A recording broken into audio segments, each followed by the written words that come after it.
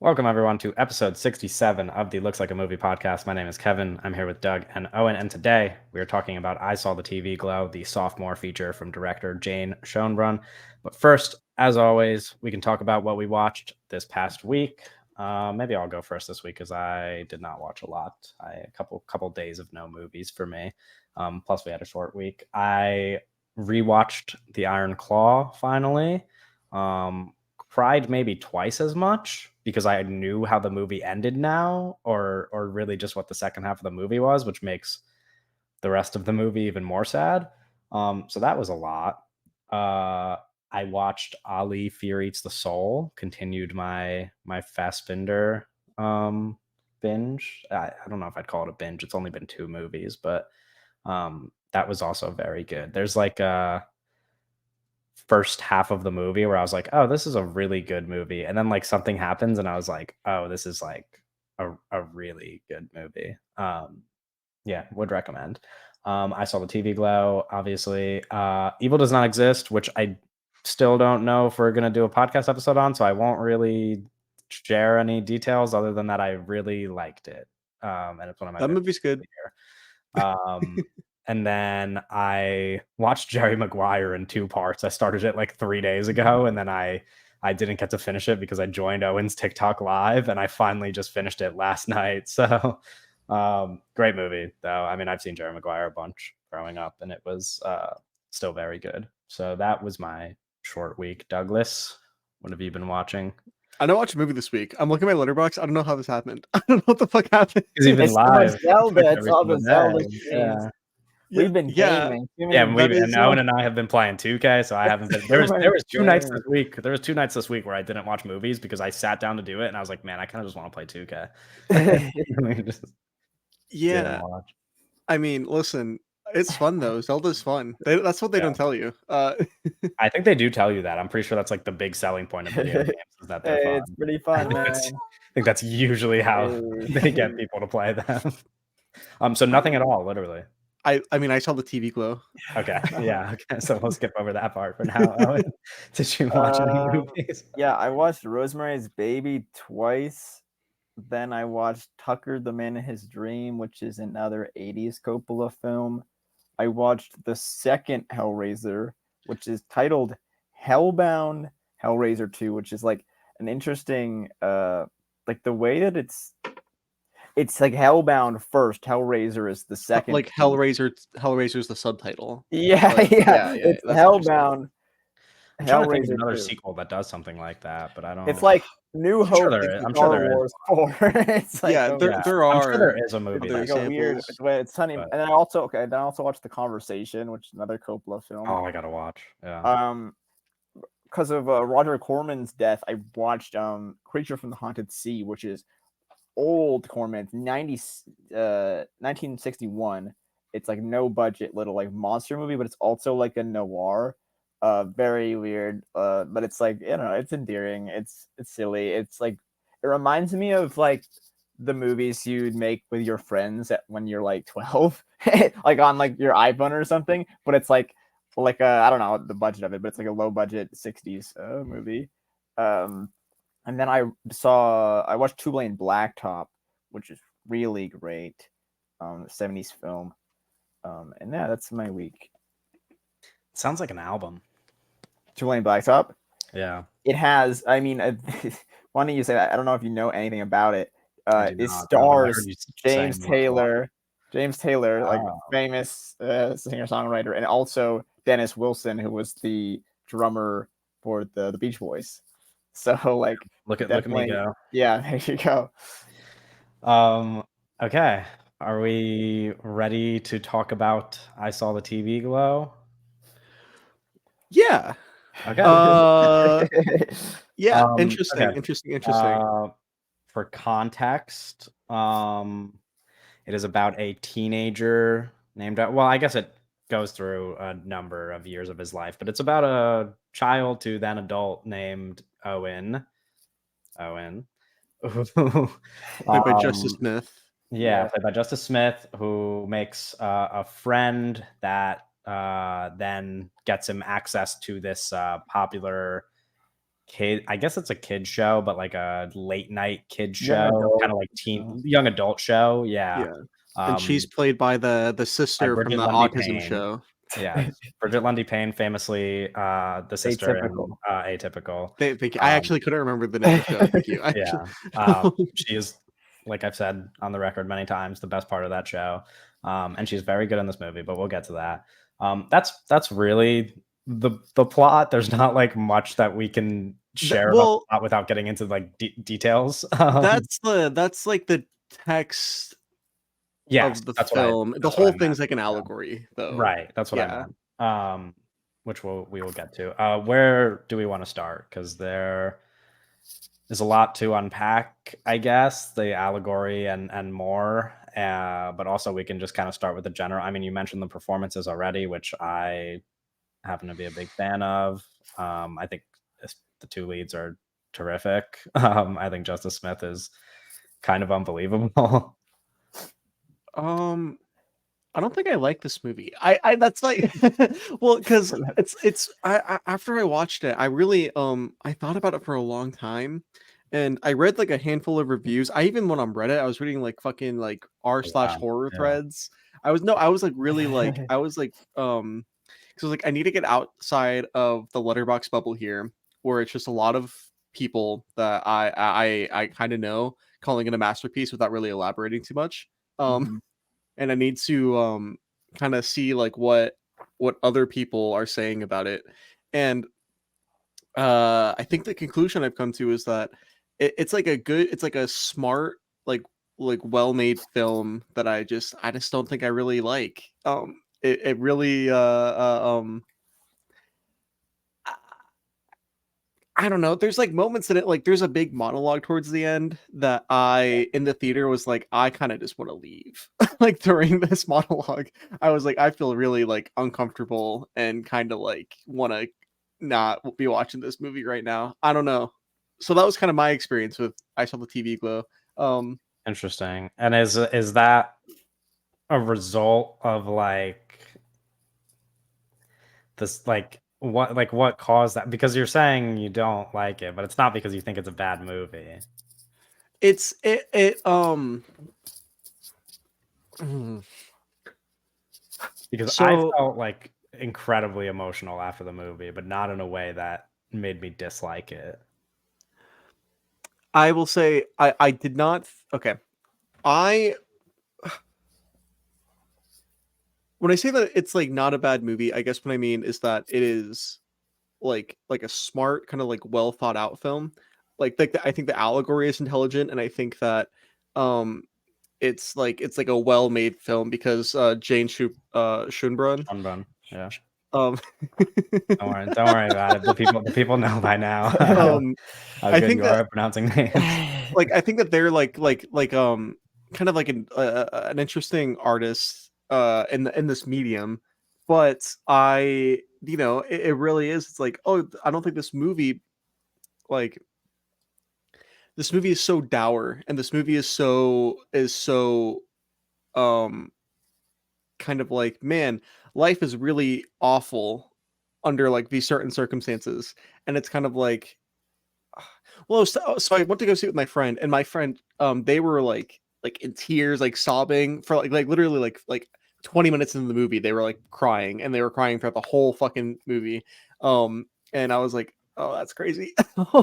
But there's like moments in this movie where I was like, oh man, I really relate to this, and this is really powerful. And then there's other moments where I'm like, I I was telling my friend that there's one moment in this movie where our Justice Smith character, decides not to kill himself, basically, and then it's like, okay, and then the rest of the entire movie is basically him being like, man, I should have killed myself, and I'm So like, spoilers for the yeah, listening. but like I don't like but Yeah, you know yeah, what I yeah. mean, and I was like, that's such a bummer. Like, what the No, I fuck? mean it Like, is. It's that's like, like, yeah, what it's the like hell? deeply upsetting. And I don't disagree. But I find that stuff like that usually resonates with me more, and I find some sort of comfort in that at times. And obviously this is like a real like grim outlook on the world and how it treats certain people. Um, but I don't want to say it's hopeful because it's really not, but I think it does It like it really isn't. I do think though that it kind of like as a conversation that you can then turn into something hopeful. Um, in the sense that like it is presenting a lot of dualities and like the duality of like who you end up being and like who you want to be and that you can be the person that you want to be if you don't end up trapped in the existence that the movie presents. Well, but the Um, movie's also saying though that it's like, oh, this Justice Smith character is somebody else, but then the forces of the world are forcing them to yeah, be this other thing that they have literally no control over and can't do anything about. And I'm like, yeah, yeah, that's a fucking bummer, dude. Like, yeah. I mean, it is, but like it's also true about the world and well, but here's the, no, it's not people at though. large. No, no, no, no, no. Sure, But no, sure. it's not like trans people aren't like it's not like the existence of trans people are not hopeless. That's Right? not what I mean, And sure, I yeah. don't think that's what the That's movie's why I saying meant either. But that's why like, I meant it's, like, kind of hopeful because, like I mean, I get what you're saying. It is m more effort to get that read of it, um, or maybe to, like, dig that up.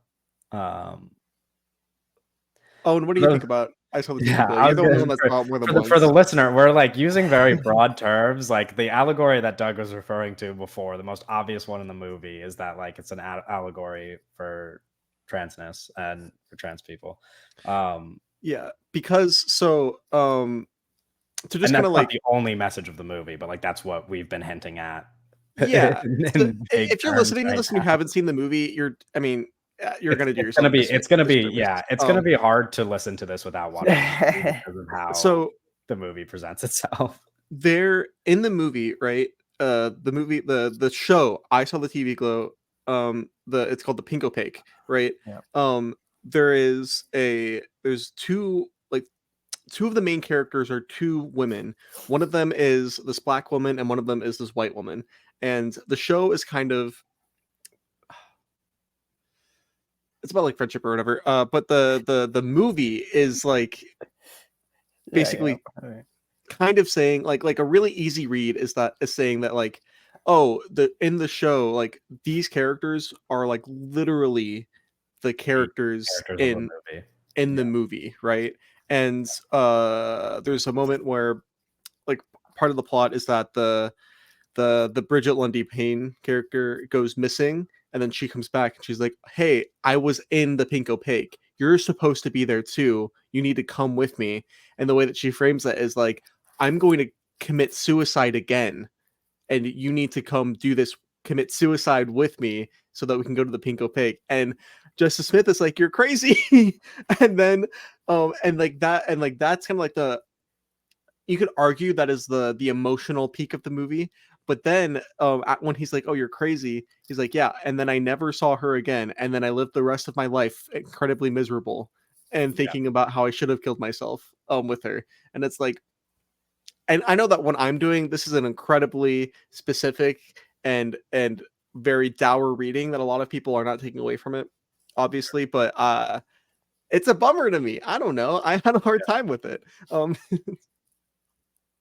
Yeah, I'm trying to remember the specific word because I saw it first with the Q&A with Jane, and I remember, I don't know if it was, I think it might have just been from the moderator or something. And I think it's interesting just hearing you talk about it because I remember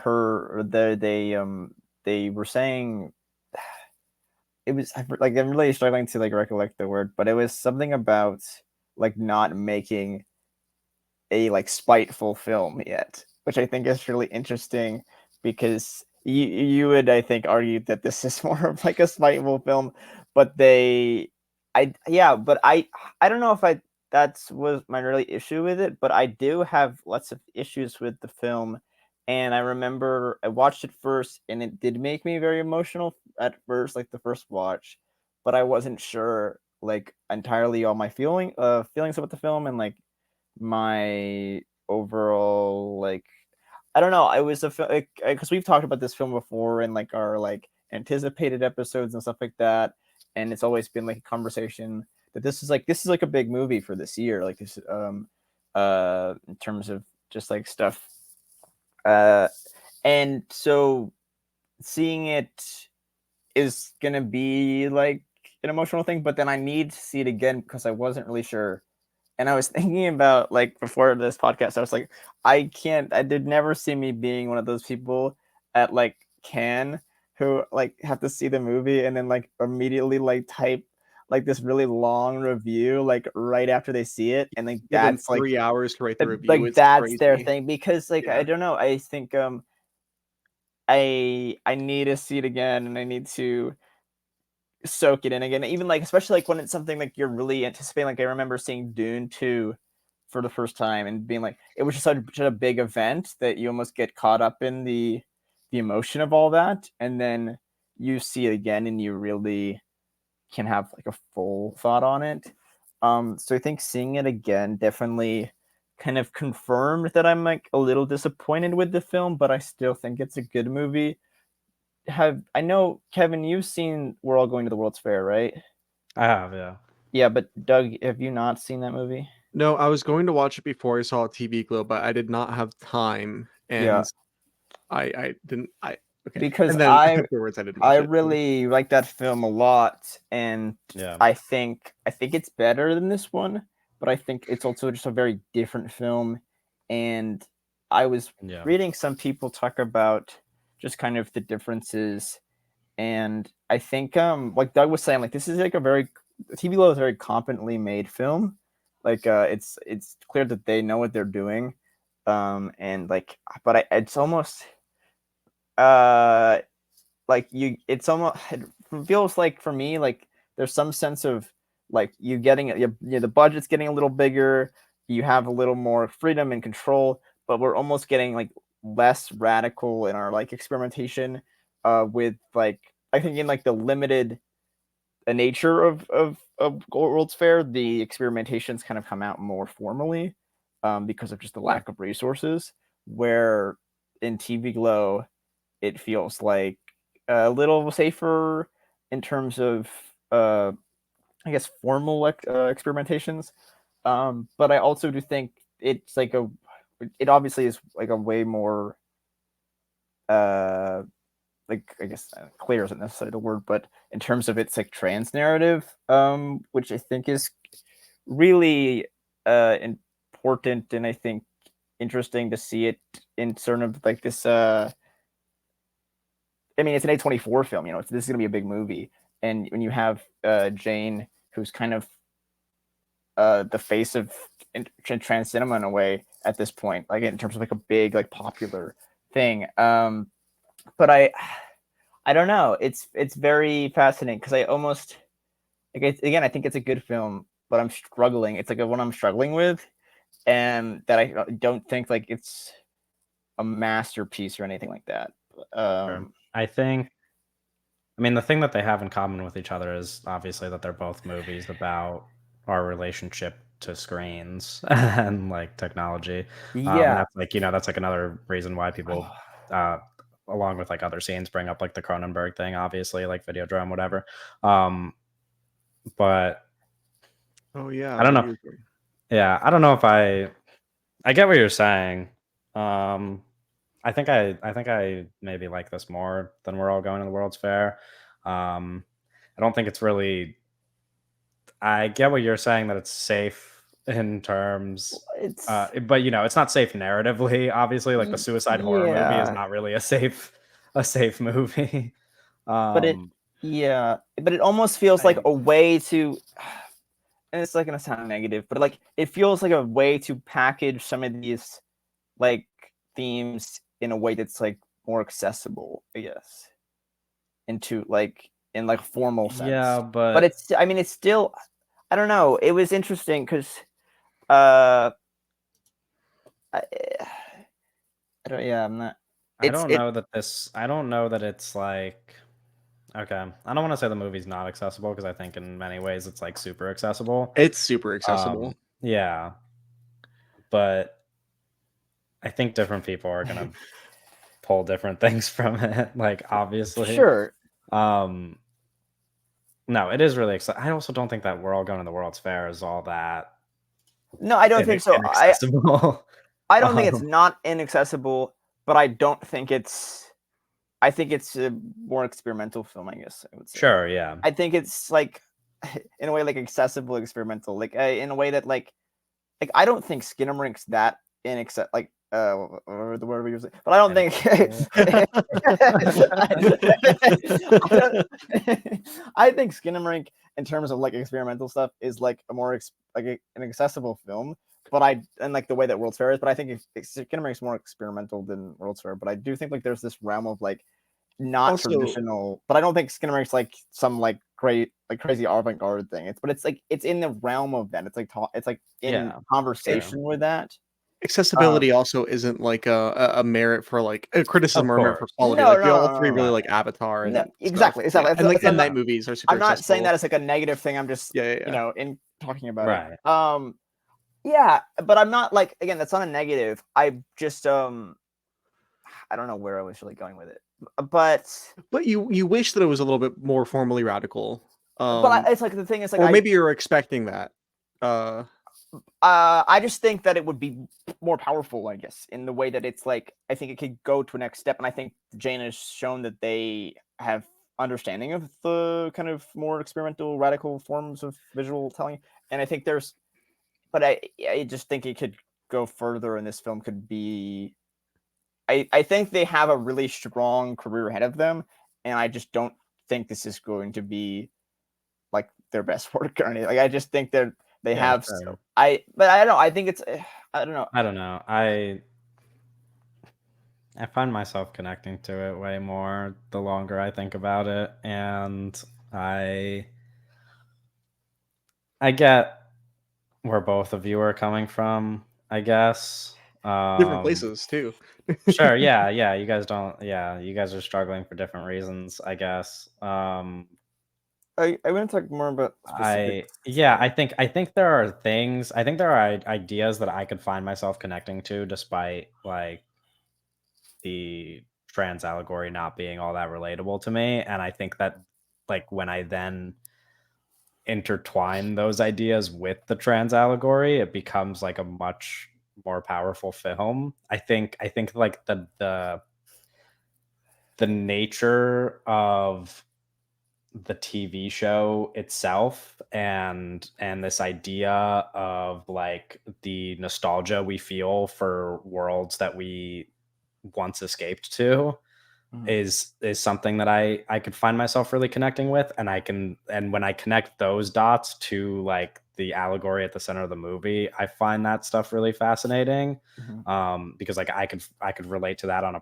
a personal level, and also I think it plays with this idea of time that maybe gives me like a bit of a more hopeful reading of the film than Doug has, I guess. And I don't know that the movie like exactly presents it that way, but like I think the idea that we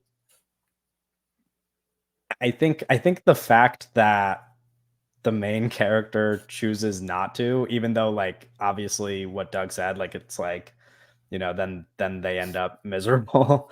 But like I think the idea that there's always more time and that like there are things that present themselves to you as signs that like it's not too late is pretty fascinating. And I think that at the end, when we get the narration where Owen is like saying like, "Oh, I watched the Pink Opaque back, and like it's not the same show, and it shows the show, and it's like an entirely different thing than we've seen for the whole movie, Yeah. then it's like that's like almost like breaking that cycle and being like, oh, this is like you know what I mean? Does that make sense? It's like I feel like it's like that's finally like an escape from this world that you've kind of like trapped yourself in a way, because that's how I feel about a lot of the media that I consumed, in the sense that like I would watch TV shows or movies or whatever and be like, this is a separate world from my own. Like this is how I find comfort in other worlds that aren't my own. And that's like a way to push off whatever. Like, and then when you realize like, oh, you have to actually like take advantage of the time that you have. Um, I maybe that's why I have a more hopeful reading of it.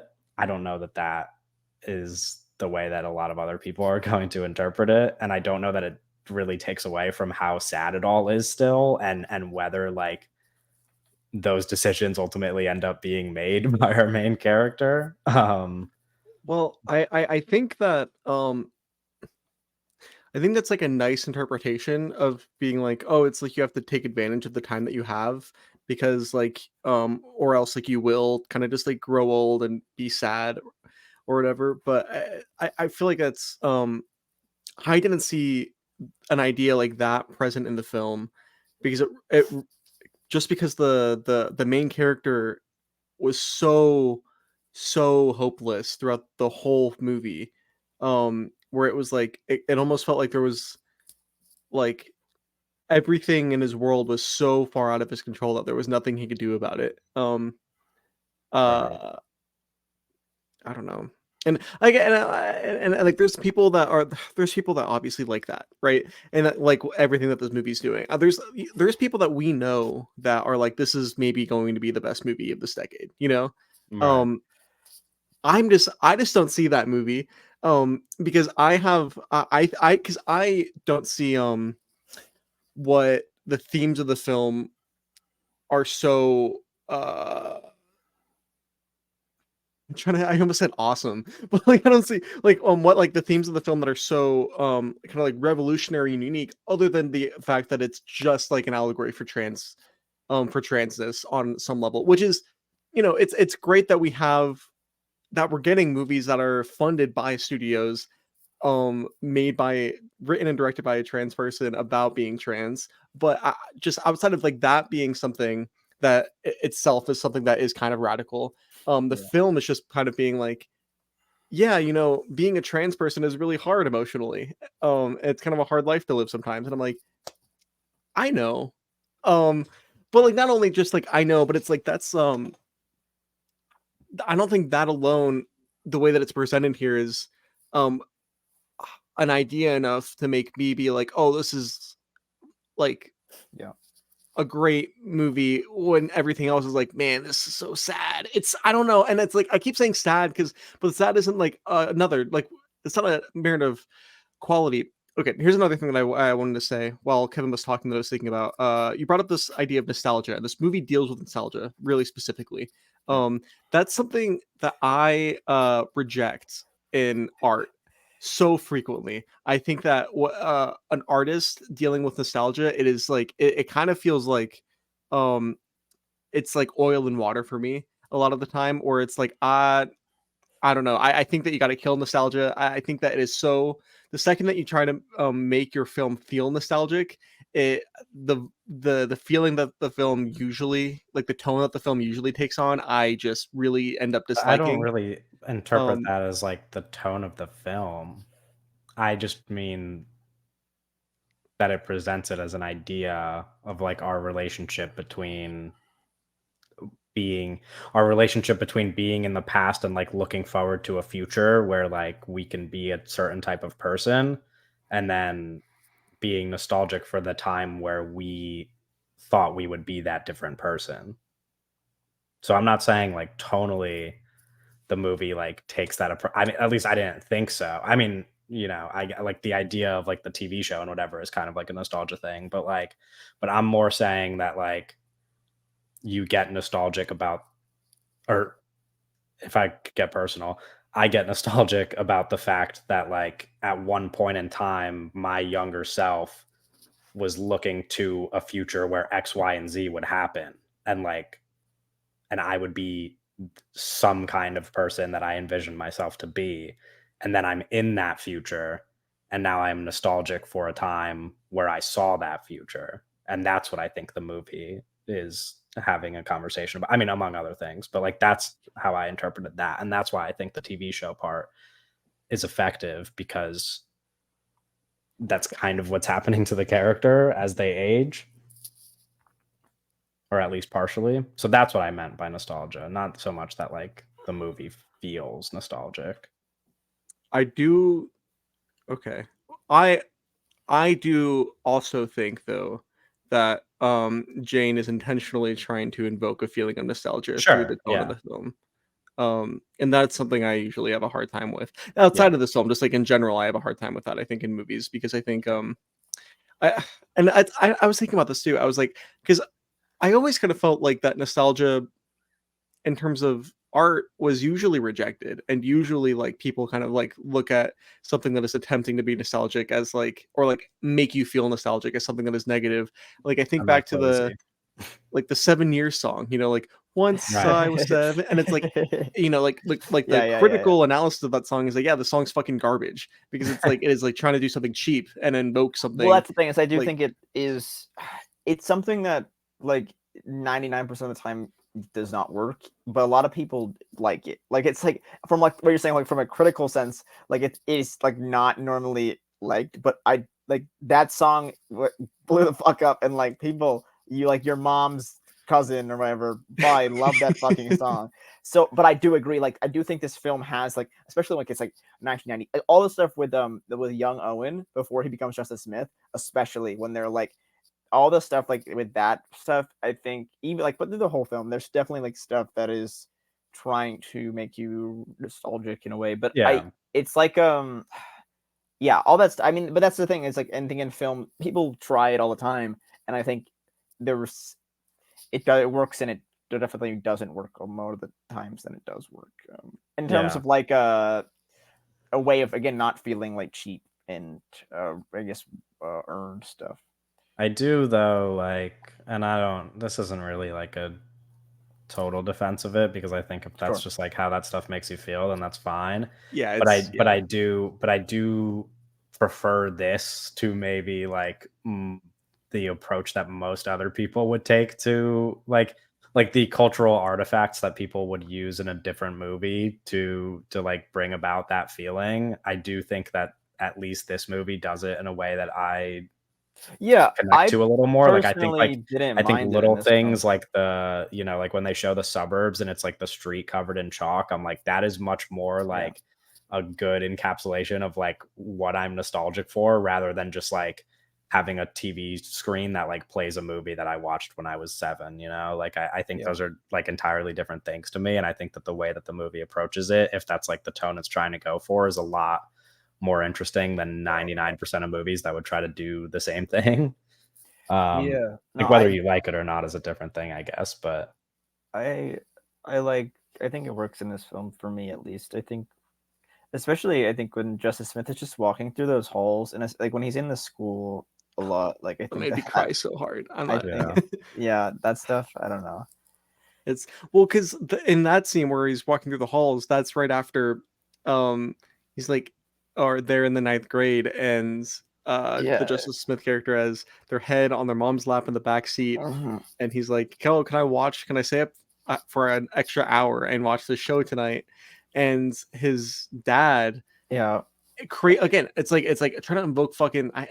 God, I feel so negative now, like talking about it. Well, the way that it's trying to invoke this idea of being a child, where it's like looking up in the back seat, like looking up into the front seat from the back seat, right? Yeah, And yeah. you see you're like his dad driving, and he's like, isn't that a show for girls? And then it's him with the music playing, walking through the hallway. I'm like, oh man, oh come on, bro. I really well, I Made me wish cry so much. Yeah, I really wish we got more of the parents in the film, because like they're in it for like, I don't know, maybe like 2 minutes of screen time, and the film, honestly, like I want to talk about like duration and how you feel about just how fast things move, because it's 100 minutes, but and it has this kind of It's even shorter. really fast pace. And I know, like, I've talked to some people about the film, guess off screen, but just about their problems with like the duration of the piece, in terms of and pacing of the like, it just goes by really fast. And there's a lot of stuff like I wish we spent more time with, because I think there's interesting areas of the film that we really only see for like a short amount of time. Yeah, I mean, you're like, I like some of that stuff is obvious, like more parents and stuff. I mean, like Danielle Deadweiler is like a real, she's coming off of a movie that she was like a Golden Globe nominee for. Like she's like a real talented actress to really be in the movie for like in a smaller movie for Yeah. like 2 or 3 scenes. So Well, I I get mean, what like. what about? I mean, Fred Durst too. Well, I Sure, yeah, think so. yeah, I yeah. think Fred Durst, like, he's in like 2 scenes, but I think he has such a like the way that Jane uses him in terms of like he doesn't really have to say much. He just kind of like there's this scene. I love the scene where he's sitting and the TV is flickering on his face and the TV's laughing and Fred Durst isn't saying anything, but you have the laughing of the TV and his just like reactionless face And he's just looking at Owen. And yeah, I yeah, think Yeah. that's such a powerful image, and I think that's really effective. And I think but I think in terms of like duration, I think it's just like the sense of time in the sort of jumping around a lot, and the character Maddie disappears, and I think the time is kind of wonky in it, in like the way that like yeah, Well, you there are want to some moments where you it's want to kind of like, feel because it's such a movie about time, right? And I think duration like is cinema and the way that like that's like what the medium is for. So like I think there's some stuff that like you in terms of like the way you want to feel things, you want to feel the disappearance to be a little longer, or just it's a lot of things where it's like a lot of the film feels like everything is almost doing the right thing, but it's no a lot of it's just not working for me in terms of like there's it it looks right there's some but it's not feeling right in that way. I feel like I won't know if I have issues with how long it is until I watch it again, because I Yeah, think part of the reason why it even feels like an issue is, despite the fact that the movie is like pretty straightforward in what it's saying, I feel like there's still a lot there, and I don't know that like watching it all happen so fast in like a 90-minute movie is enough for me to like like even now talking on the podcast, I'm like, I wish I watched this twice before talking about it, yeah, so that yeah. I like all the things that I wanted to say could like be fully formed. Hmm. But I just feel like they're not, and maybe that's why I would even have complaints about the length of the movie, because Yeah. it all happens so fast. I saw an interpretation on Reddit about the length of the film, Yeah. where because it went into back into the overall kind of like idea that that Owen is literally the TV show character that was Right. like poisoned by like the monster in the show Yeah. and like sent into the real world. Like basically like what the I forget her name, but like what the Isabel, the character in the yes. film. Well, is it Were you talking about Maddie or it? Okay. Oh, It's what Maddie. Okay. Maddie um it's what Maddie tells him, or he's like, "No, you don't get it. It's like you're not supposed to be here. You're supposed to be in this TV show, and like this is all fake, and like this is Mhm. all like poison, and it's like fake, like everything's fake here."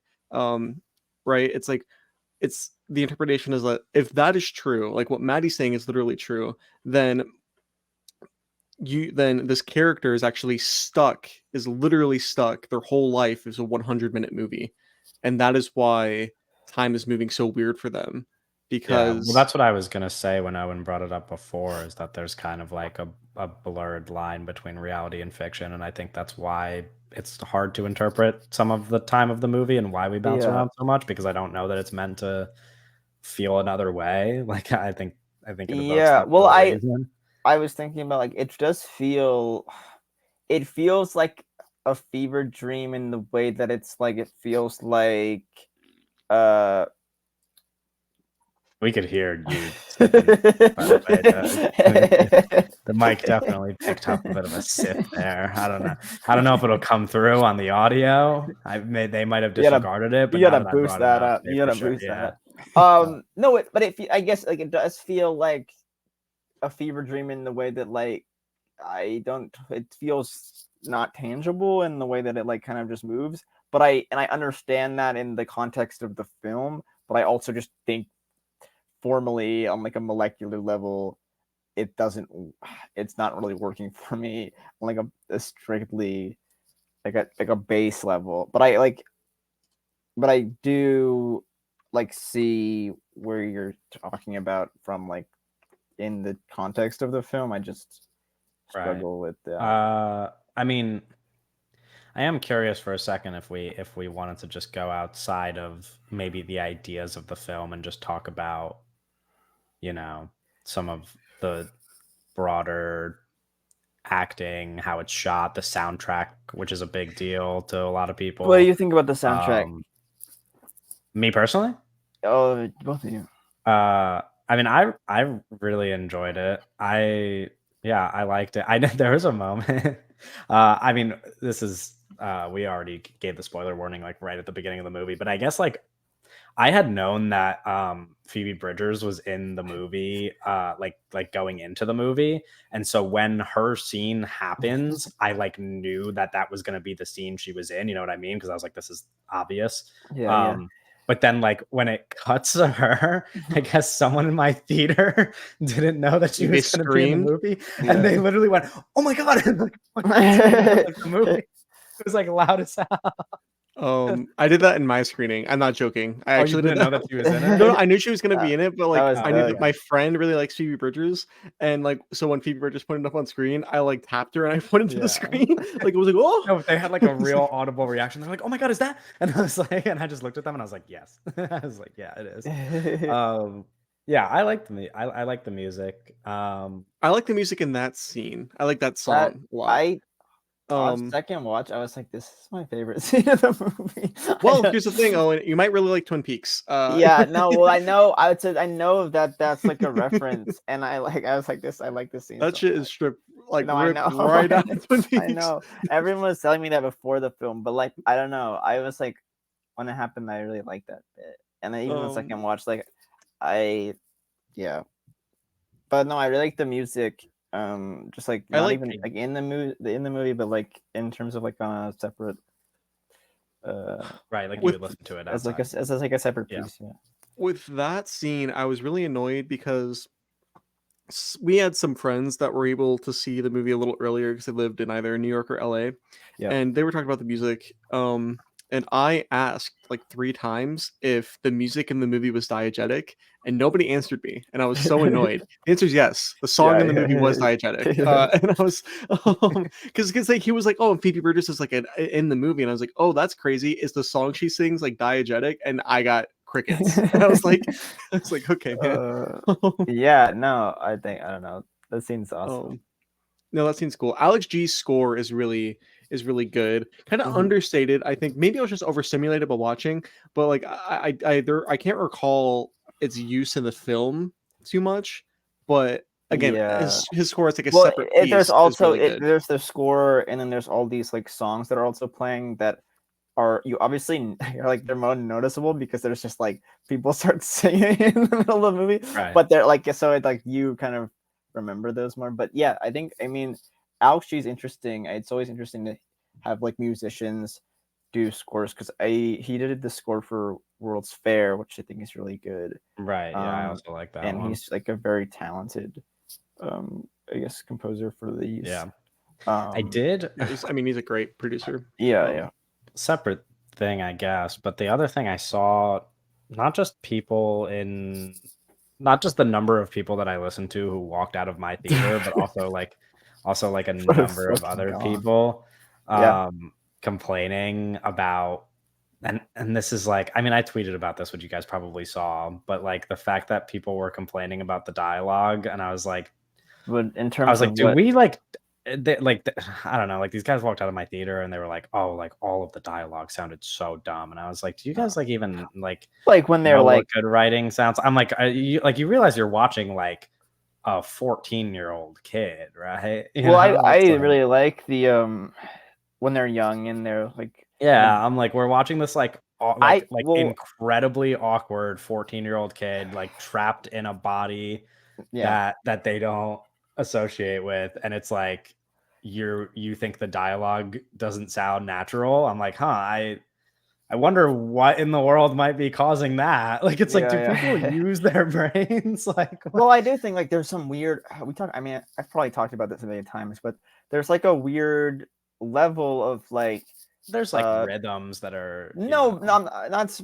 Oh, Like I'm okay. talking about like people have everyone's a critic in the way that like people have an opinion on like the way that films should act and dialogue should sound. So when someone is making a clear like choice that aligns with the themes and the tone of the film, even Right. though it differs from the norm for a specific way to tell you X, Y, and Z, there's like a level of computingness that's not like, Yeah, and but yeah. my the issue that like stems from it is that I wonder how people actively watch like certain movies, because for example, like what's a good example? Like May December last year, right? Yeah.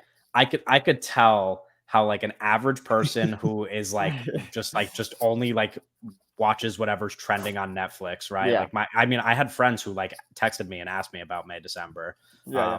and like they would, like they just watch whatever they see on Netflix, like they don't think about Yeah, movies like just that, and so drones, just like like yeah, walking zombies. exactly. And so like when they watch, like when they watch something like May December where like the dialogue like doesn't exactly sound Yeah, realistic, like it's the movie presents like a pretty I mean it's it's even a based on a true melodrama. story, like yeah, but it's based on a true story, like it's very understandable why somebody might not why like the average person might watch that and be like, oh, this doesn't sound realistic. But then it's like, how does that same person then go and watch I Saw the TV Glow, which is like you said, like literally feels like a fever dream half the time, is about all the like has a character that encompasses all the things I just said, and then they come out of it and they're like, oh, that didn't seem realistic. Like it's like those are Well, like these are like it's starkly funny different to.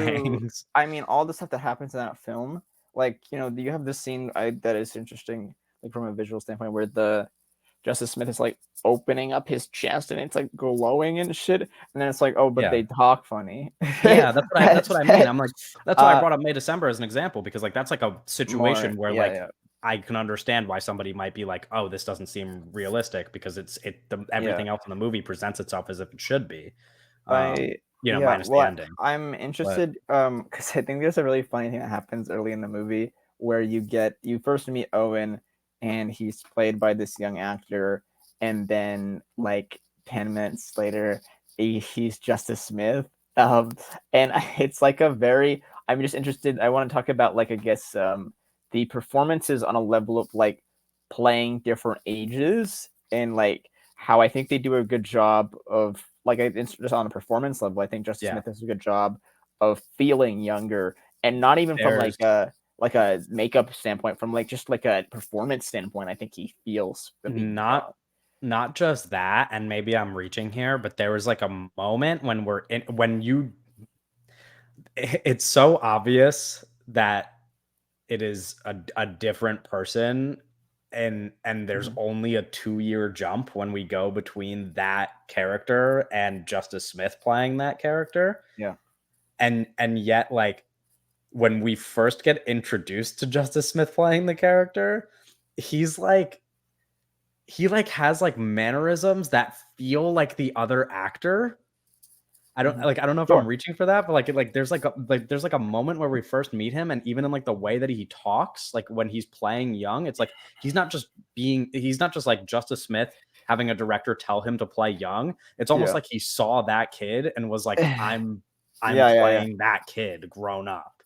Like, which is Yeah. Yeah. awesome. Like it's so good. Well, I think there's some level of like it's funny when like so he's when you first see Owen, he's in seventh grade, and he meets Maddie, who's in ninth grade, and they have this back and forth where basically Maddie's like, "You're a baby." Like seventh and ninth grade is like this Yeah. huge gap, and like Right. if you're in seventh grade and I'm in ninth grade, like we're completely different people. And I thought it was funny, like That he when then goes to ninth well, it's grade. then he becomes a completely different person in terms of like an Yeah. actor. Like from seven when he's in seventh grade, he's in ninth grade, he's just a completely different person. And I think Yeah. like on that level, I think that is brilliant because I do think like when we, you know, when it's such a dramatic like 2 year thing, but I do think like the younger versions of ourselves are like completely different people in a way or another. There's obviously like it's a evolution of a person, but when you think about it like on like a very like simple level, like it's a completely different person. So I think like in terms of like the just the boldness of the switch there from just like right away just being like a completely different. I don't know. And like I really like the kind of execution of that, I guess. Yeah. I don't Because know if there's. Maddie's the same person the whole time through. Yes, that's true. Yeah, and they do a pretty good job, like Well, yeah, with transforming the her a little bit. yeah. I guess the only other thing that I have written down here that we didn't talk about is just how the movie looks, and I think specifically like there's a lot of colors I really like. I thought like I thought the grocery store part was like kind of gorgeous. There's like a with like the produce section and like I Well, thought that looked. the things at the top. Yeah. Well, so I was a little like anecdote I get from Jane, but they were talking about on the at the Q&A that they were there for a bit and they didn't really, I don't know if they shot something and they didn't like it or whatever, but they were about to wrap up and they like saw those like big things and then they Yeah. totally like that was like a last minute like whole shoot. I They're mean, like, that was like my hold up, favorite. That was like my yeah, favorite shot in the movie. I was like, yeah. this looks fucking amazing. Well, because it wasn't. I think they like they said that they moved the meat aisle because Maddie's there like holding like the steak or whatever, Right. but they shifted the I don't know what was behind them, but they moved the meat aisle so it could make the sense that they really liked the kind of vegetables on top of there. Yeah, I mean, I thought that looked so Yeah, good. I really like that part. yeah. I I mean, in general, I think it looks good. I think it looks good. I'm not like crazy about like the over like cinematography of the film, but I do think it Sure. like again it's a competently made film that like it has really great colors, and it looks good. And for me like overall like the film, if I would just like give it like a one line, maybe like a one sentence kind of like my thoughts on it, it's like there's a lot of things I like and there's a lot of scenes I like, but in like a cohesive combination of a film it doesn't all work for me, but again, there's like a lot of moments and stuff that goes into this film that I really enjoy. Right. But yeah, I do think it looks. I think it looks great. I'm not crazy about the way it looks. I think that I think that it looks like competently made, Yeah. But it's also like it's tough when you have people on Twitter saying stuff like, Yeah, they're "Oh, not nobody helping. understands They're the not helping. frame," and Yeah. that no filmmaker understands the frame as well as Jane Schoenbrun right now. And it's like, well, okay, Yeah, we yeah, need to. yeah. It's like I don't know, like it's like But they you know how to don't have make a to like, movie, yeah, you don't have to like compare it to Twitter voice. You don't have to Yeah, like, yeah. like you don't have to weigh those things against each other. Like you could I just be know, like, I know, I know, I know, this I is know. a thing that looks good.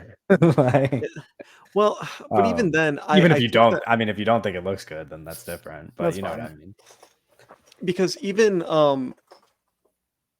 uh we're talking about the colors, right? And it's like, yeah, there's like a lot of like colored lighting, like there's a lot of like Colors lights, exist in the movie, yeah. yeah, Yeah. but And I don't you see a number of them. I don't Yeah. love how a lot of it. Okay, so specifically towards the end, where Justice Smith is older and he's at that funplex or whatever the fuck that he works at. Right. Very Yeah. sad thing to think about for me, Yeah. but Funtime also, Junction is how I interpreted that. yeah, but I kind of don't. and this is like totally like total different like taste thing, where I don't like how that entire section of the film is executed with the camera. And Yeah. just because it felt like that section felt like a TV show in terms of its like the way that it was formally executed. Well, which I mean, listen, again, it's a taste thing. It's a you can say whatever the fuck you yeah. want, but like it's I get it. You could spin. I mean, that's another thing that's interesting about this You movie could spin, too. yeah, you can. You could That's what spin I was gonna any kind say. of criticism about it into you being like, but that's why it's genius, man. You That's don't get what it. I was saying. Like, It's like from the whole pacing of it and duration, it's like it just doesn't work for me. But I understand that like people's like spin back to like Yeah. that's why I mean, it's that's that way, not but really one that I would like go back to defend, but I do think that most of the movie looks pretty good. That the ending is not what stands out to me, so I'm not really gonna like yeah, well, that's push the back ending. on that. The ending But is weird to me. I don't like the ending. I don't know. Like I just ended. And I was like, oh, okay. well, because it's so. I mean, for me at least, after he says no to going back to the Pink Opaque or going into the Pink Opaque, if you don't think that he was there the whole time, Yeah, or from there originally, it's like after that, I'm like, okay, so it's gonna be like kind of like a sour ending, but it's gonna be like it's gonna be like a sour ending with a glimmer, you know, it's gonna be like an it, it, there's no hope basically. The movie ends and there's no hope, and I'm yeah, like, oh okay, yeah, fuck. yeah. Well, that does yeah, circle back to where we started, huh? Well, yeah, Um, the first thing I yeah, was yeah. yeah. yeah.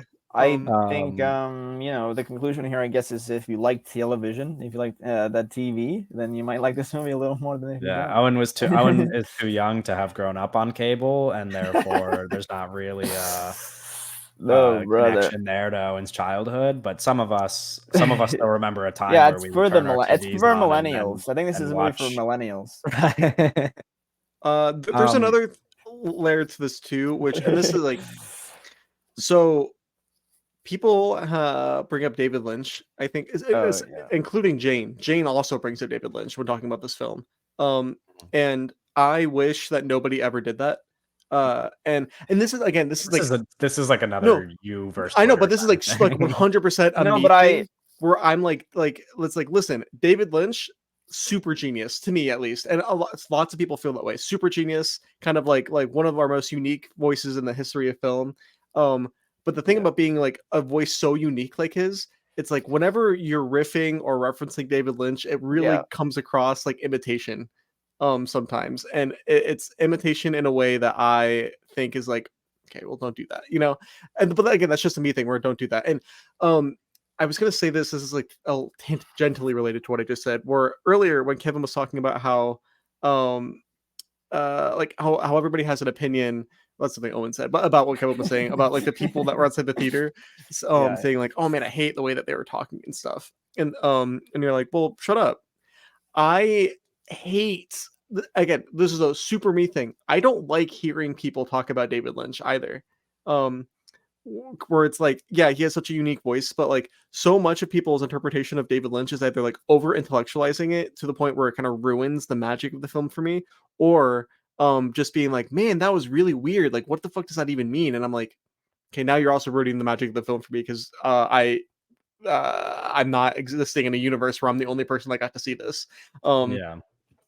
that That's was like 2 minutes on fair. just David Lynch for me. I don't know what No, that but was about, I know what you're saying. there was this like I was watching this Vincent Gallo interview, and it's for I think it's for Buffalo 66, and he's just it's like a it's an interesting like show. It's like it's like a TV show that was just on like you know whatever, but it's like Mhm. him and like four critics, and they're talking to him about like the film, and they bring up David Lynch, and he's basically like you know these things that you know like David Lynch didn't invent the things that he's doing like a lot of times, and like I know like obviously like Jane's like specifically referencing David Lynch, but there's like some of it is like anything like with like a weird little vibe is just gonna be like oh it's like Lynchian, and it's Well, like that's the like whole thing with Lynchian has ruined. yeah. Well, like the whole thing with Gallo is like cinema existed before like David Lynch and all these like ideas. Like he didn't invent these concepts, but he's almost become like the face of these concepts. And anytime you like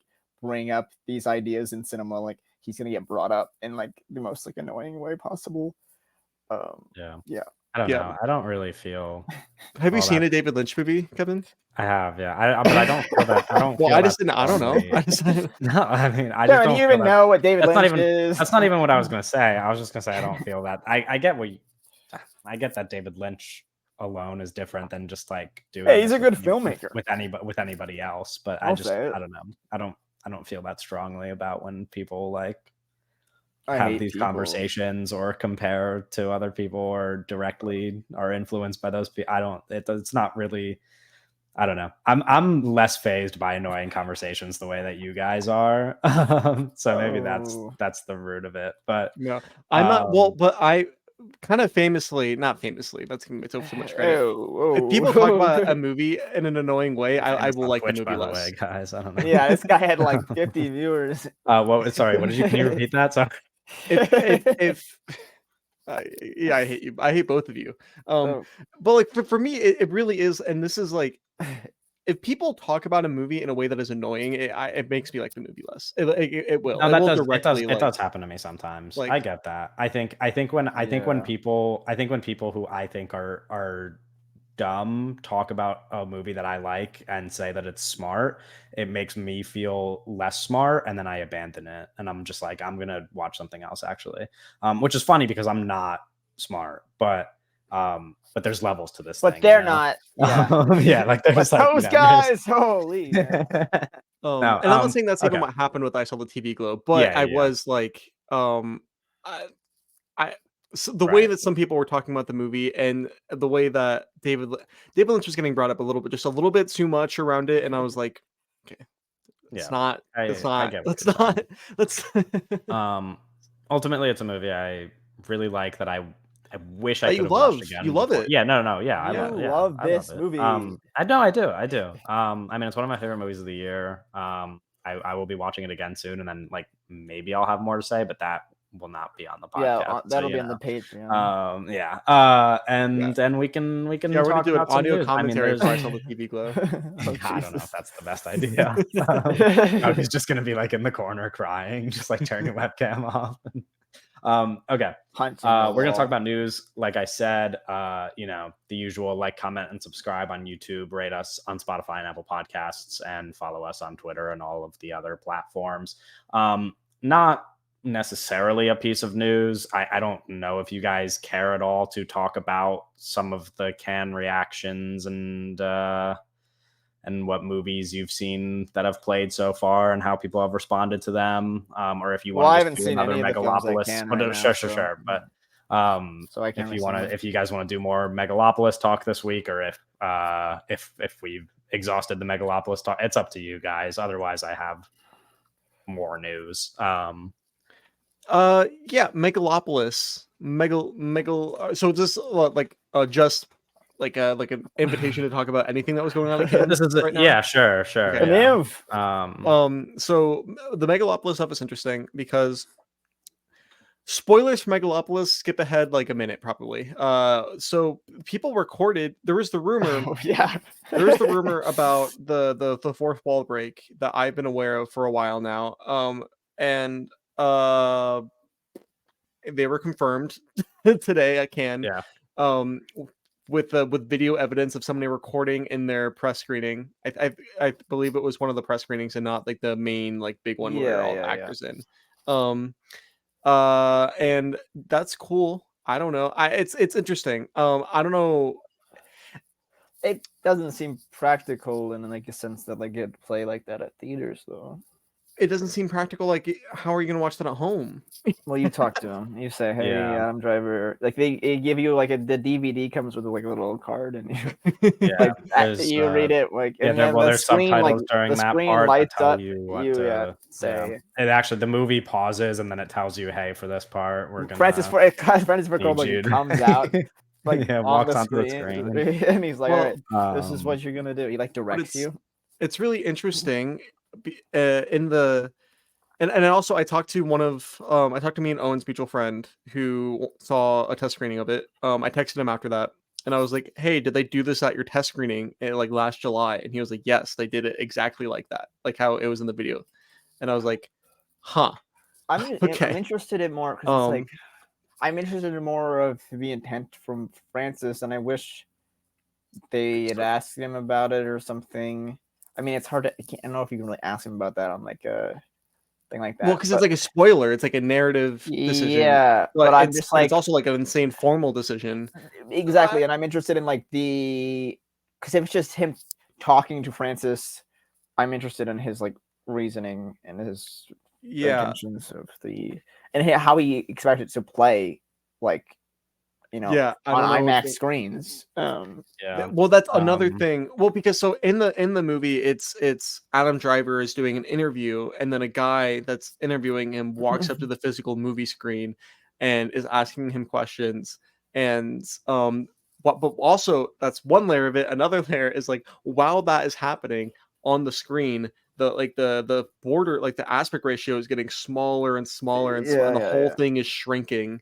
Well, the big image is like real. It's like a really small image of Adam Driver and then this guy like talking to him. Yeah, well, that's because like in the if it was a longer video, I think that we would see like the like he Adam Driver shrinking down until he disappears. I guess. I don't know what's going on there, but the Hollywood Reporter released an article basically saying that the CEO of IMAX personally spoke to Francis Ford Coppola, and the language here is very specific. They said it will play in IMAXs worldwide. Now, I think that means that it will play in at least one IMAX showing in multiple countries. I Yeah, can after no, but because I don't think that means that this is going to get a wide release in IMAX. I don't think that's going to happen, especially now with oh yeah. this guy walking up to the screen. I it's really me being like, oh, I'm not going to see this movie in IMAX. That's like really where I'm getting at. It's like yeah. I personally this isn't happening anymore. Owen unless Owen goes to it's probably not even going to play in Boston. Now that I'm thinking about it, it's like this shit is so like it's going to be so. I mean, it will play on lesser screens. And I don't imagine that the reactions to the movie help either, which have not been the most positive. Well, but who cares about that? I mean, well, yeah, but I mean, it's to the point of like distribution and stuff. Yeah, that's what I meant. I'm not. I know what you meant, but I don't know. It's like it's not even that. It's like what? It's like 50% Rotten Tomatoes. It's not even that. It's like 30, I think. It's not No, that it went up. It went up. Oh, it went up. Oh, okay. Megalopolis I was Rotten unaware. 51%. Kevin. Oh, yeah. I mean, that's it's not that. That's high. That's higher than Babylon is right now. That's not true, but yeah, it is. no, Babylon is not in the 40s. There's no way. It's like high 50s, maybe 57 for Babylon. So that is okay. Babylon Yeah, is but like higher. Twix you would have is like you would have lost a trivia 10 right there, but nice try. Fuck. Twix at a 30 though, so yeah. This is I true. just That's also a movie that would never play on IMAX screens, so that kind of proves the point. Any other movies that excite you, that the reactions excite you for? Oh Canada just played yesterday, Right. and it's getting interesting reviews because it's getting like critics are being like, "Hey, this shit rocks," and then there's just people that have been like, "This thing sucked." So I'm excited. I'm really excited for it. It's a really short film. It's like an hour 30. I'm excited for it. It may be the most interesting thing Jacob Elordi's done. Super stoked. Yeah, for sure, the most interesting thing he's done. Depending on how you feel about Euphoria, at least some people, anyways. But so it's Canada. The reactions have been interesting to that. I'm super excited for that though. It's kind of interesting to see Cinema Joe kind of watch along with these movies because he's like, he's basically like, Megalopolis is bad. He's like, Oh Canada's bad. I'm like, Cinema Joe met Hunter Schafer though. So. Well, but that's also what I wanted to say. I Okay. almost commented this on his video of him interviewing Hunter Schafer, but I'm like, that's weird. I can't do this. But I'm like, he like got to go to Cannes, and now he's just like interviewing like literally the most beautiful women on the planet. It's like yesterday he posted a video of him interviewing Anya Taylor-Joy. Today he posted a video of him interviewing Hunter Schafer. I'm like, this is crazy. Yeah. This is crazy. But Kinds of Kindness. Yes, I saw mostly positive reviews for Kinds of Kindness. Like some people like a little bit more in the middle. A lot of people who really like it. People are We're saying it's gonna more thematically Yeah, similar to we'll talk older about Yorgos in Yorgos. a second here as well, because that's But I think the Yorgos well, news doesn't stop. But yeah, um, I'm excited to watch that one. I'm it's excited for O long. It's a Canada long as one. well. It is a long, yeah, it's like 2 hours and 40 minutes. And I one saw people scene has reacting to what 24 is it? Andrea Arnold's Bird, which Barry Keegan's in, and Oh uh, yeah. I'm Uh, less interested in that one, but a lot of the reactions have been very positive. I I'm curious. I those are the only movies that come to mind. I feel like I'm forgetting if there's maybe something else that's big that has been talked about a lot, but I feel like those have been the big. I mean, Kinds of Kindness, Megalopolis, and Oh Canada, or maybe the three that have been I talked Yeah, about the saw. it's still most. going on. The festival. Yeah, No, it's yeah, still of going. course. I'm Yeah, just trying yeah, to think of like if any other like big movies have been talked about. I mean, yeah, I think that's it. I think those are we the I saw yesterday David Elric. He posted a picture of like the scorecard, I guess is what it is. right, yeah. And there was What like no 4 stars yet, right? Yeah, so like because he has a critic scorecard, and all of like the critics that are a part of the jury at Mm, Cannes, they give every movie, I think, out of 5 stars, I think it is. It right. might just be out of 4 stars, but I think it's out of No, five stars. it's at a 4 star. Well, so the scale goes like it's it's up to 4 stars, but Okay. before the 1 star, there's Oh, an X as well for like okay. bad movie. So like Yeah, X is yeah, bad okay. movie, and then the star system starts after. So 4 is the highest. And he posted a picture, and I think it was like the first 4 movies that played in comp, and not a single critic gave any of them 4 stars. Yeah. The highest, and he was like, I don't know when the last time this ever happened at Cannes, where Yeah, a like the full first day like into the 3 festival, and days or there's whatever. Yeah. yeah, and there's not a single critic has given a 4 star yet, and I'm like, Yeah, I mean, there's still a interesting. lot of movies, still a lot of movies yet to come, but that probably suggests a lot about who will go home with the top prizes, Yeah, because I that saw field is because being narrowed down for sure. I studied that Um, picture he took, and I was like, yeah, Megalopolis isn't winning the Palme d'Or, I guess. yeah, no, I mean that's 'Cause- safe to assume that that is the case. Anyway, we do have like a lot of other news as well. Mhm. Starting with another director who has a piece of news all the time, not Yorgos, but Andrew Garfield is in final talks to star opposite That's Julia not a director. Roberts. No, I'm getting to the director. Andrew Garfield is in final talks to star opposite Julia Roberts in Luca Guadagnino's After the Hunt. Um, New Luca movie, which like is an announcement every couple weeks. How many Luca movies are currently in development that haven't been scrapped? So like not including the Scarface movie. Who knows the number? I do think that Uh, this one is happening though. Was it over 5? well, Yes. what's happening with the like? There's the Lord of the Flies movies that are happening. Yeah. No, some of the ones we've talked about on the podcast already are done for. Like those Yeah. ones are not. But Like I do think this one is happening. Curtis likes to agree to stuff. On Letterbox, it just says Luca Guadagnino's secret project, and then and then like the description is a passion project by Luca that will only be unveiled once it's been finished. No direct cast. It's just that's what It's usually how movies work, I think, is that This is you yeah. only get I to watch them mean, once they're done.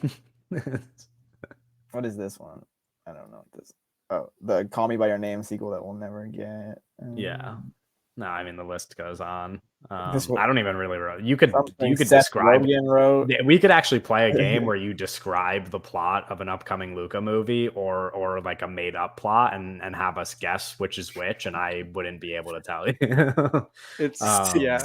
Gotti and the Secret History of Hollywood, written by Seth Rogen and Evan Goldberg, directed by Luca. Yo, what have they been up to? What's that duo been up to? Have they Seth written a Rogen, movie in? he Animated did a kids comedy movie. show recently. Animated kid movie. There you Oh, go. right. I see. They did And that. Sausage Party 2 is coming out, right? Oh yeah, well that's the thing. Seth Rogen's Oh, actually been producing cartoons. That's Producing- actually what he's yeah, been yeah. doing. Yeah. He's been He's writing. been doing a lot of that. I think he was a producer on the Invincible TV show too. Like, Oh, yeah, he's interesting. Yeah, I mean he's a yeah, voice actor in it. Yeah. His little cameo. More than a he's a pretty big character. Anyway, Little cameo. Edgar Wright is in talks to direct Barbarella, starring Sydney Sweeney. Yeah, we've known this for a while. I mean, this Yeah, rumor has been circulating for a while that Sure, Edgar Wright yeah, was now going it's to like- direct this movie. The issue is, let me see. now it's been elevated to a bigger rumor. Let me where- pull Yeah. this one up. where it's much more likely. Yeah, So yeah, yeah. the The writer official of this reports. film is Jane Goldman, who, let me just read some movies off.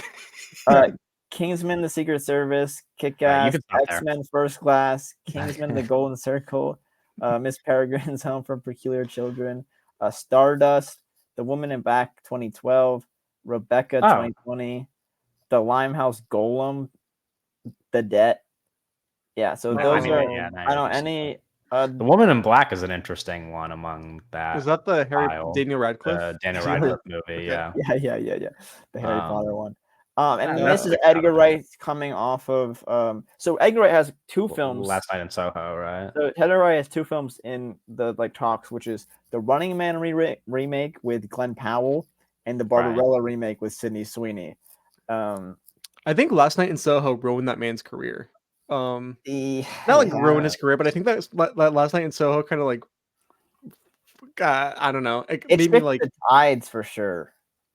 because everybody didn't even like hate. There's like people that like that movie, but it's like it was just kind of like his only critical failure. I also don't think there was like bad sentiment towards him at all until that movie came out. I before that movie came out, I was like, yeah, Edgar Wright's the coolest, dude. Like I was like, I love that guy. The Running Man makes more sense to me for him, but I don't know. A lot of people are just a weird project for him. A lot of people are just talking about him and Barbarella and him kind of being like this like sexless kid who gets to make movies.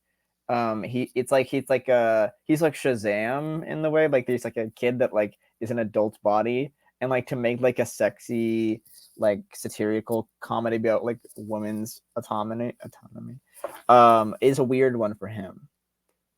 You know, like it's just I don't know.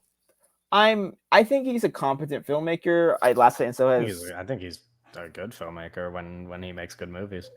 Well, that's the case. I don't know. It's weird. It feels Last Night in Soho feels like years ago. It was, but it feels like it feels far away, and it feels I need him to make a statement.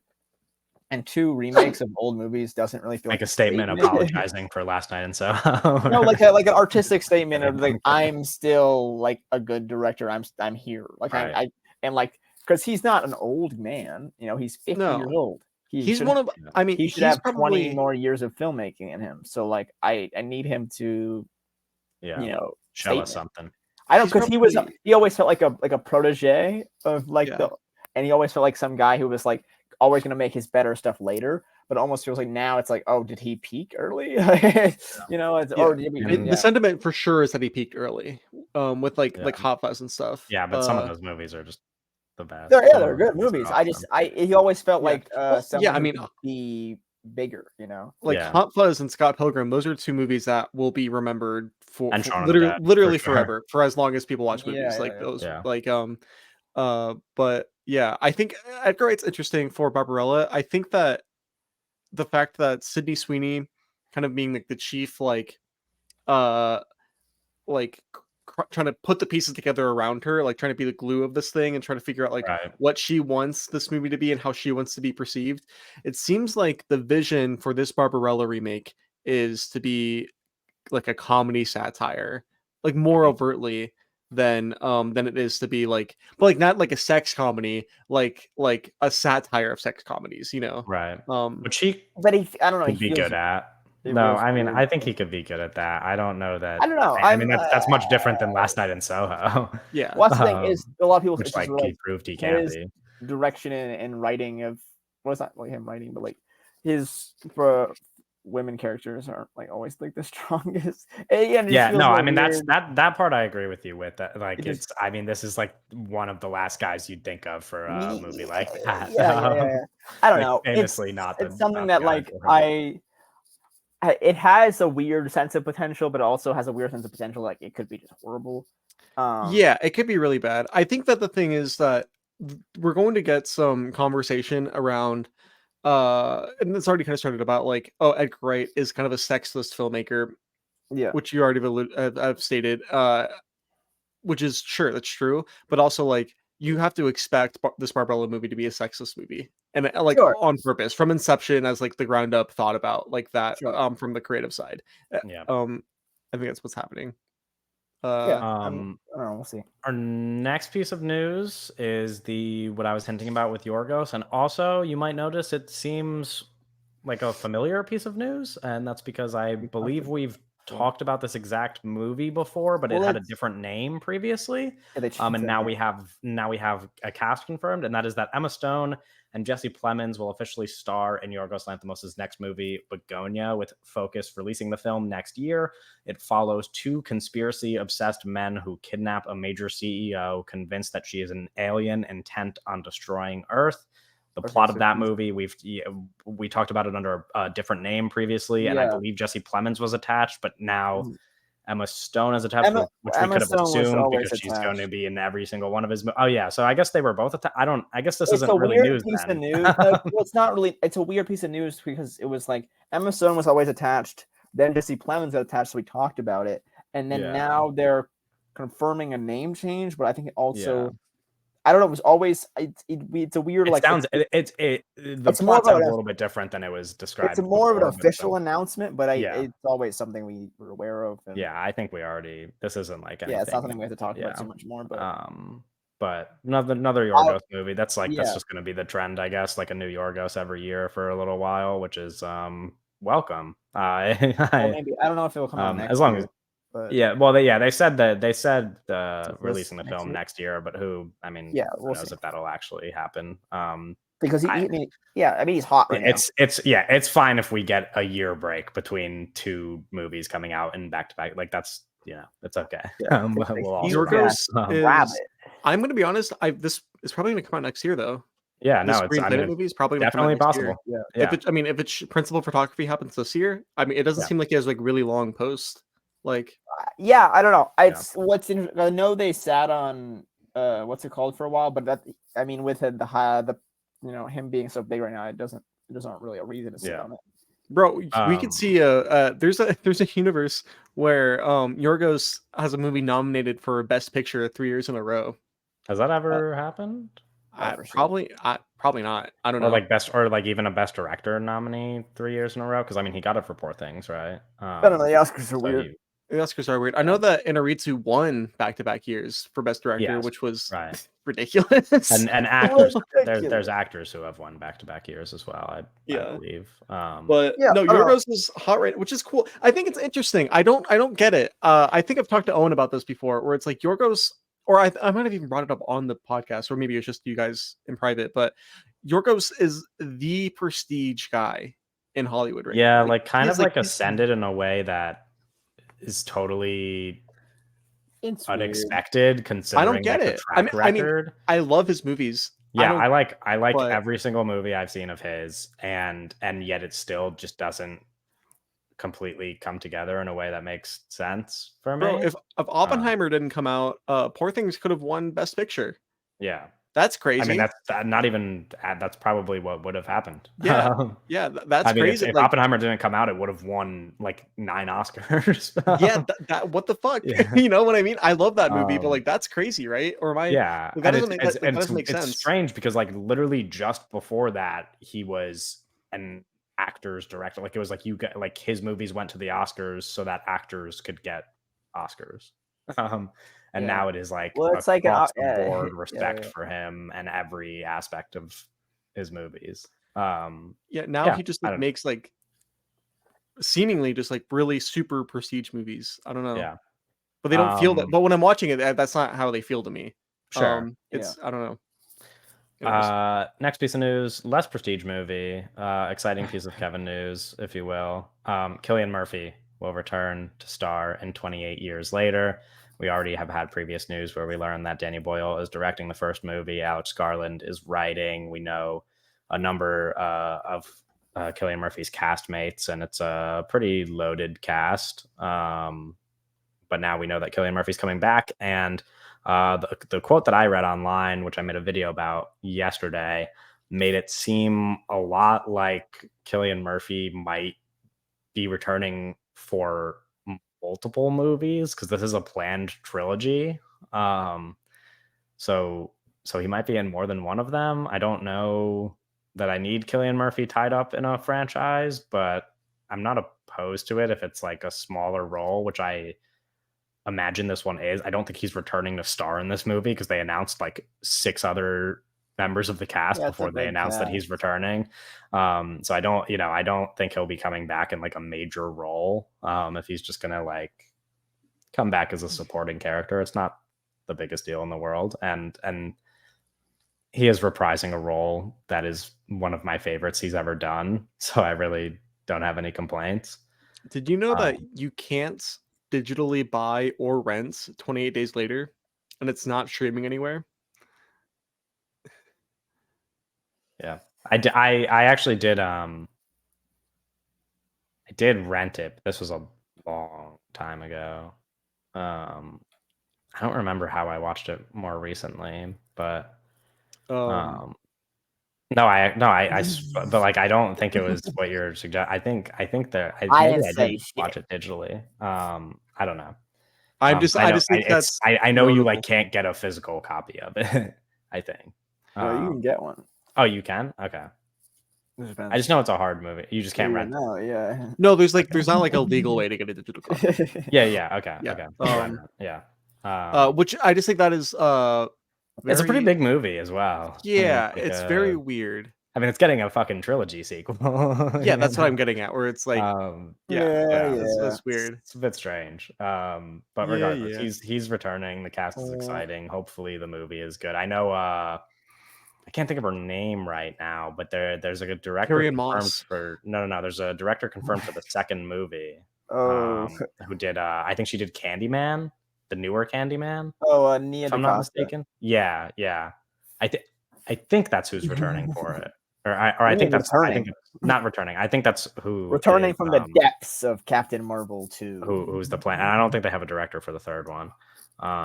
That's a weird. Anyway, that's movie. 28 years later. Yeah. I guess on continuing the subject of unexpected sequels, I'll pitch these 2 sequels to you guys, and you tell me which one you're more excited for. And there's a possibility there's a possibility it's neither. But let's go. Yeah, I grew up on both of these movies, so you old fart. Or not grew. They didn't like come out back in my day. A new I Know What You Did Last Summer movie will release in 2025, and Jennifer Love Hewitt and Freddie Prinze Jr. are in talks to return. And then additionally, Happy Gilmore 2 has officially been greenlit by Netflix, with Adam Sandler returning to star. No, neither. I take it that reaction means. It's interesting that in the horror landscape that's the movie we're doing again. I don't know. Yeah. I think Did you guys watch that? Have you guys watched that growing up or like? I've seen I Know What You Did Last Summer, but it's like it always felt like that existed like at like a D tier. I mean, it was never like I don't want to say it was never prominent because it was quite popular at the time, I guess. But like, it's not good though. It was it's not very good, and it's. But it's also like the characters aren't like iconic in a way like that. I like. It's never had like a lasting impact. I don't know that anybody has. No, but the thing is that it's an old studio movie, and any movie that came out in the 90s or 2000s that was made by a studio needs to get a sequel because they're all fishing for like fucking IP. But like also, I don't know.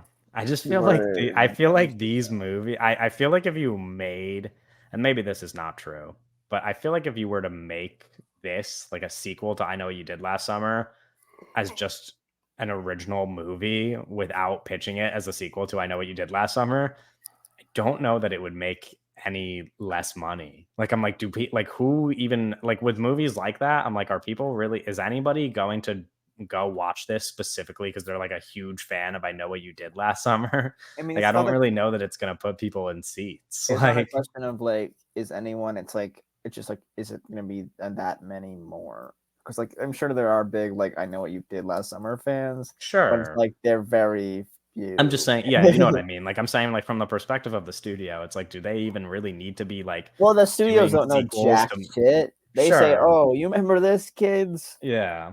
This like goes back to our dumb, nostalgic stupid. conversation. Yeah. Yeah. Anyway, I had a feeling that you guys would hate both of those ideas, which is why I put it in here. Good job, Kevin.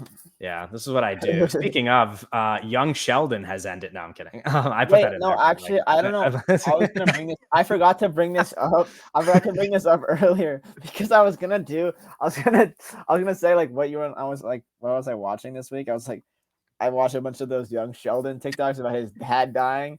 And that shit's sad as fuck. Spoiler, Yeah, fuck. bro. Damn. Dude, I said this. I said this to Owen before. If you didn't watch the Young That Sheldon shit's sad finale, then as that's on fuck. you for getting it spoiled. Yeah. Like I don't like where. Young What were you Sheldon, possibly dude. doing that was more important than watching the Young Sheldon finale? Young Sheldon is the saddest show on TV right now. That's what they. Yeah, I mean, Or not, and it's sad because Is that what the it's children are sad 'cause saying? it's- funny. yeah.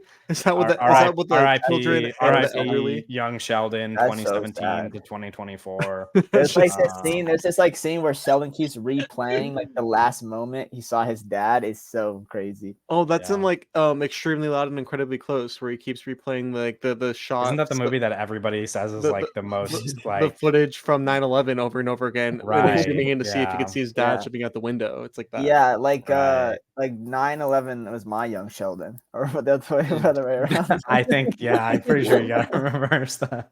No, but oh man, that shit. Imagine you go back to 9/11 and you're like, this is just like Young Sheldon. Yeah.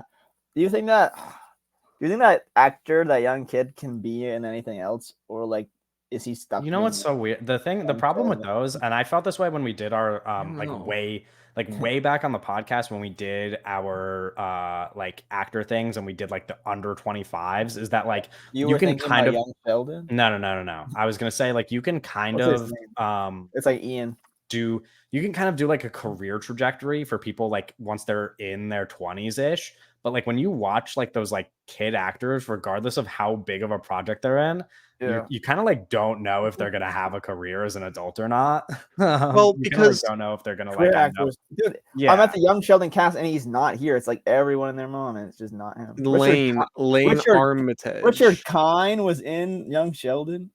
But he the problem with doing Yeah. same thing with like another example would be like the kid from Gotham.